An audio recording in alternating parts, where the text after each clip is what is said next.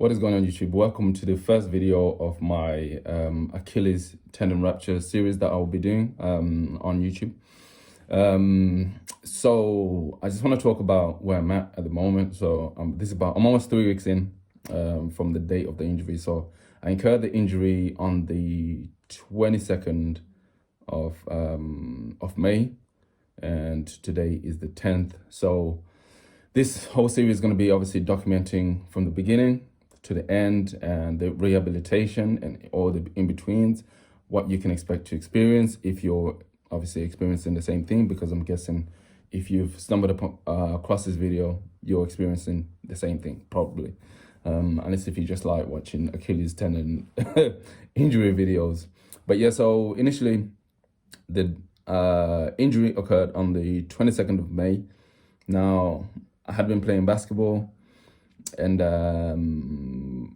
I think what actually caused it is me jumping over the fence to get the ball. Like I jumped, and I was feeling good that day. I normally avoid this because I know I'm not as active, so the likelihood of injury is high. So, you know, turns out it's true, because that's the day that it happened. I play basketball at the time, no issues usually, but yeah, the day that I decided to jump over the fence and just plant my foot hard, and I'm quite heavy as well, so I think that's what ultimately caused it. I cannot be 100% sure, but from what I'm guessing, that's what happened. But yeah, so just to give you context, obviously I've just turned 30 years old now, and this is usually when the injury occurs, between like 30 and 35, I guess is like where it's most prominent. And obviously, weekend warrior such as myself, I do exercise. Obviously, I normally run, but at the moment I hadn't been running. I'd mostly been doing just cross trainer. So obviously, even that I think contributed to it, because I'm not getting those fibers firing. The tendons was quite weak, so I think that's what actually caused the injury. So yeah, so the ball, someone shot the ball. I went for a rebound, and I just heard a bang, and I thought somebody beated me in the back or something, or like stepped on me or something.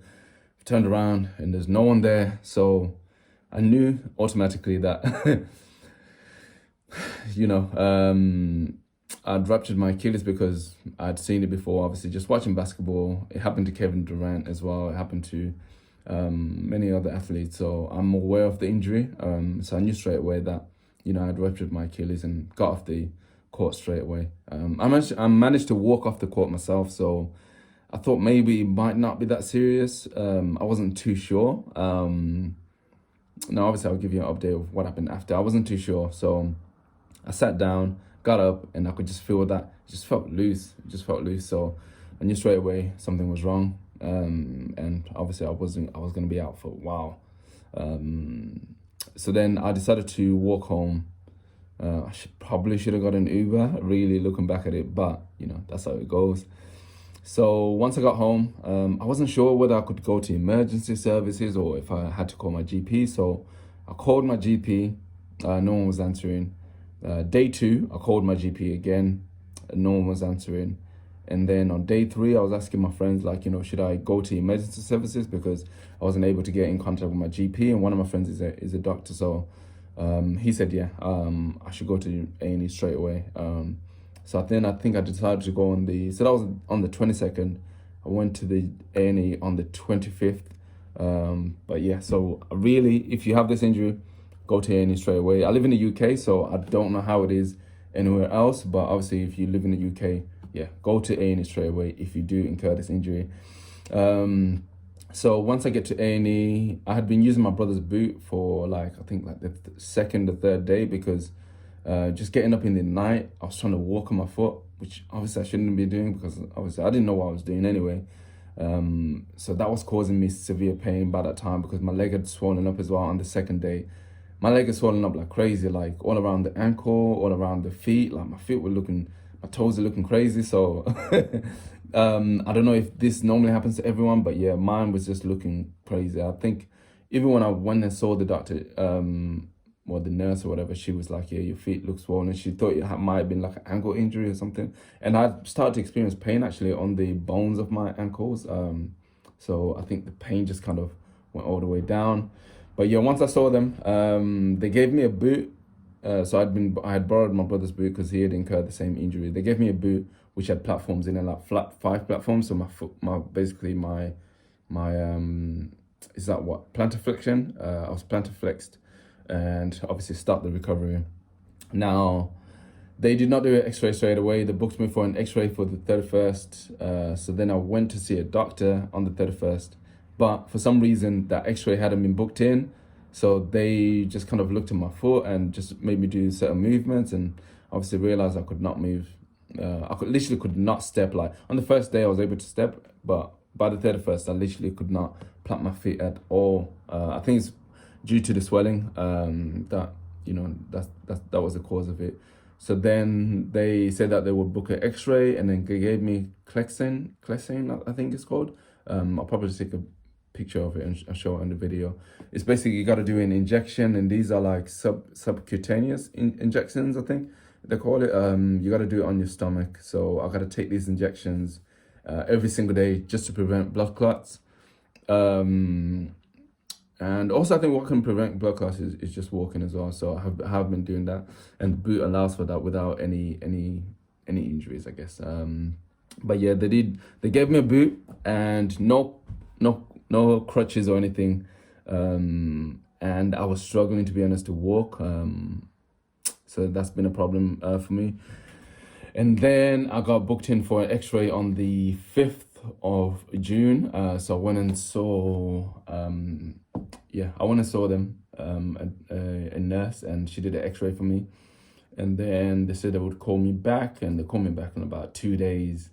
So on that day, actually, I asked them for some crutches because obviously I still work and stuff. So me just getting around, if I'm going to go to work, if I'm going to want to go to the gym, because I hadn't been gym for like 2 weeks or something.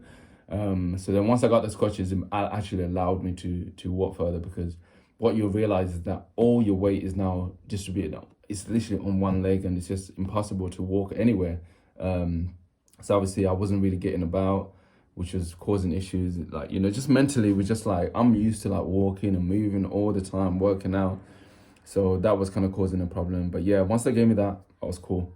And then I had a consultation with a doctor on the 7th.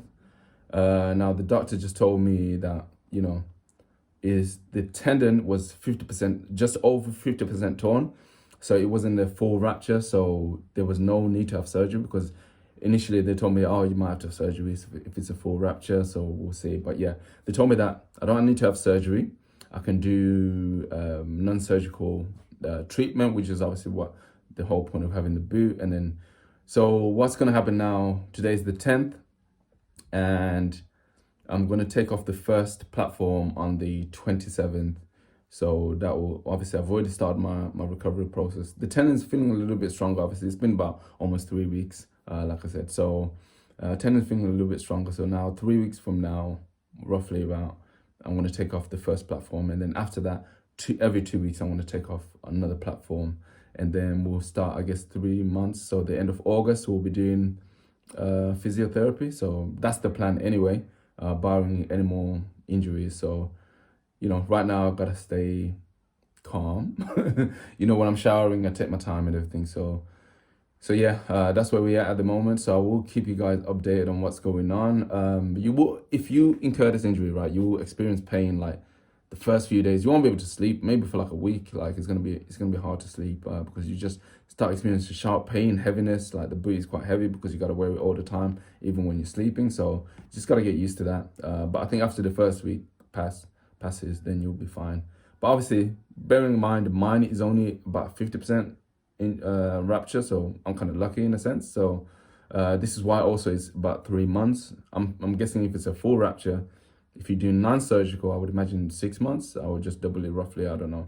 But obviously, it all depends on its individual basis. So we cannot really say because it's gonna depend on the person. But yeah, I'll keep you guys updated. I'll probably do a video every 2 weeks, maybe at least every 2 weeks, I guess, because obviously I'll be removing the platform. So I guess, well, my next video might be 3 weeks. But yeah, after that, it's going to be every 2 weeks. If anything changes in between weeks, I will do a video. But yeah, I just want to document this for myself. One, just to give myself something to do. Two, obviously it will be good to kind of keep progress, to keep note of my progress. And then 3, obviously for people that are experiencing the same thing, you're not in this alone. Someone else is experiencing it, or someone else has experienced it, so you can see what they're doing, and then also just give that motivation, because I did struggle, like mentally, to be honest. I was struggling for like 2 weeks, because for me, like I said, I have to be active all the time. Just being in the gym, like I'm back in the gym now. I did my first workout like a couple of days ago, 2 days ago, and just being in the gym just feels so amazing, just to get out and just get a workout in and just release some energy, like, so I know it's tough, and obviously I did not expect this injury at all. Summertime, like we barely get any good weather in England, so it's rough at the moment, but at least some positive news. It's only about 50% torn, and recovery doesn't seem too long in that sense. But when I'll be back to playing basketball, I don't know. I was playing good that day as well, so But yeah, anyway, I don't want to keep this video for too long, so just be on the lookout for the following videos, and happy progress. Comment below if you're experiencing the same thing, and we'll see how we can help each other in that sense. And by the way, non-surgical route is also proven that it works just as well as surgery. So the only thing that is the re-rupture rate, I think, is like 4% for surgery and about 14% for non-surgical, which I'll take my chances, and I'm going to ensure that I fully do the physiotherapy all the way through. And from now on, even my other leg, I'm going to make sure I do. One thing I don't do is calf raises and stuff, but I'll talk about this in the next video. I gotta go gym.